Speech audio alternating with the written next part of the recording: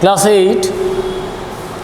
Today we will learn about the establishment of the colonial authority step by step,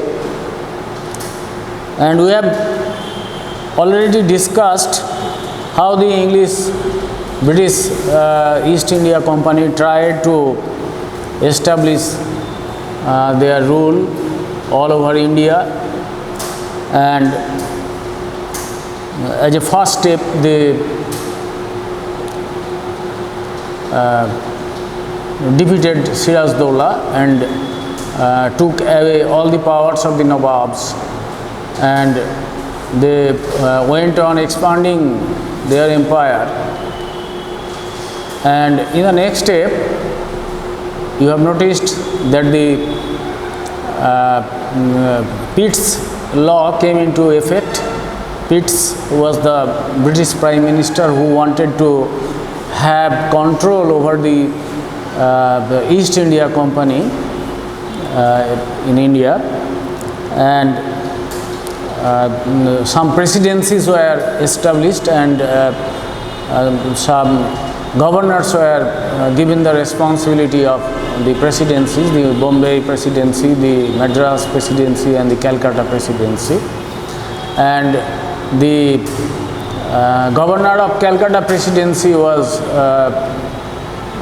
given the responsibility of the Governor General, under who were placed the governors of Bombay and Madras. However, then they felt the need of reforms. The rules which was established by the Mughal Badshahs, Mughal emperors, or the Nawabs of Bengal, or in other parts of India by the kings, etc. Those were of medieval nature, and there was no uniformity in those rules, and there was ample scope of exploiting the common people by both the company and the Jamindars. During the time of Warren Hastings, there rose a demand to separate the judicial system from the hands of the native aristocracy. I told you before this, and simultaneously there was a discussion about a competent judiciary under the direct supervision of the Europeans. So efforts were made to establish supreme company authority over the judiciary. It was felt that in this way the Indians would get accustomed to company rules. In 1772, the company started a new judicial system,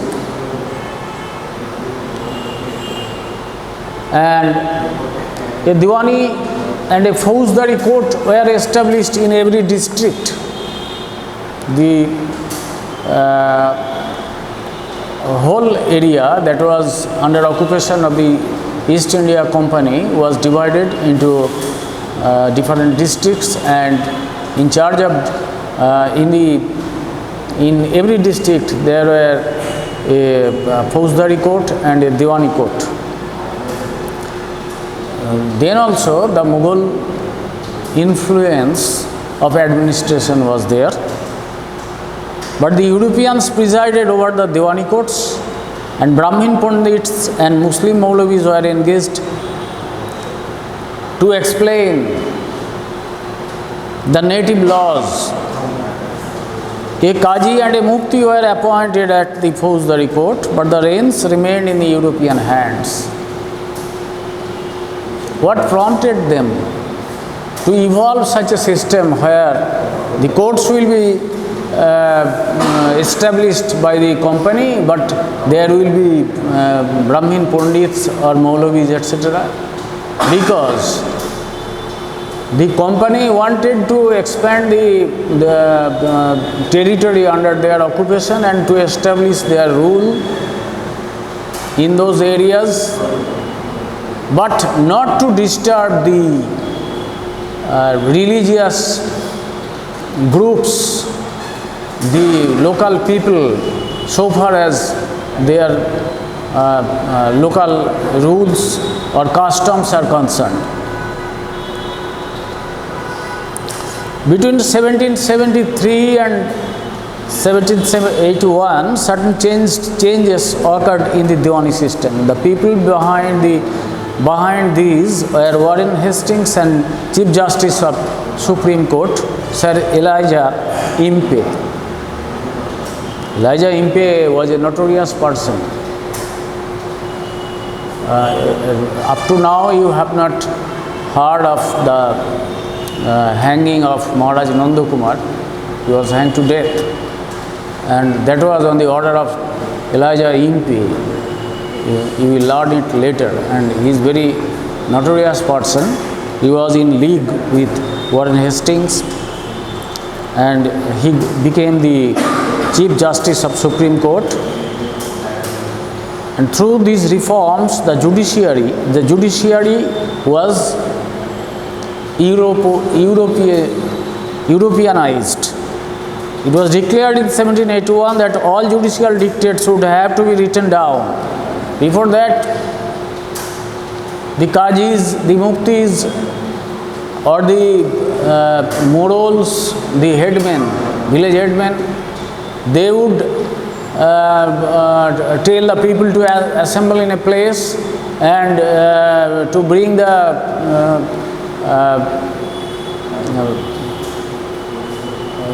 persons, who accused persons to them, and after hearing from them, they would pronounce their judgments, and that would be final. It was the previous system, but now it was declared in 71 that all judicial dictates would have to be written down. There will be no verbal order. He should be hanged, he should be banned from this village, he should be driven away, he should be fined for some offense, etc. These all such punishments would be written down. An attempt was made to include all the Diwani courts under one uniform system of law. একই প্রকারের যে system of law by the regulating acts of 1773, in 1774 an imperial court was formed at Calcutta. One chief justice and 3 judges were appointed there. It was decided that the court would only deal with the trial of Europeans residing in India, but gradually conflict arose. I mentioned it before also, that there was conflict between the company and the functioning of the Supreme Court. The Supreme Court would often interfere into the judicial setup of the company. In 1781, the jurisdiction of the Supreme Court was specified by a law. It was stated that the Supreme Court would have no jurisdiction over trials related to revenue collection. The Supreme Court could not interfere with the actions of the governor and his council. In 1801 and 1823 AD, Supreme Courts were established in Madras and Bombay. Thus, India had 3 Supreme Courts. Remember this time, 1801 and 1823. In 1801, there was a Supreme Court established in Madras, and then in 1823 in Bombay. That means there are 3 Supreme Courts. And in 1797, 3 judges were appointed in Calcutta Supreme Court instead of 4. Before this, there were 4 judges. To bring about uniformity in the judicial system, it was necessary to have uniform explanation of the traditional laws. I told you that there were local laws, local customs, which were traditional, which were followed traditionally from generation to generation, and those laws were not known to the British people, so they needed to know all these laws, and there should be uniform explanation of the traditional laws. With this objective in mind, Hastings appointed 11 Hindu Pandits to make a catalogue of laws. At page 39, you will find such a book. This is the these are 2 pages of such a book, and here it is called a code of Gentoo laws or ordinations of the Pandits from a Persian translation made from the original, written in the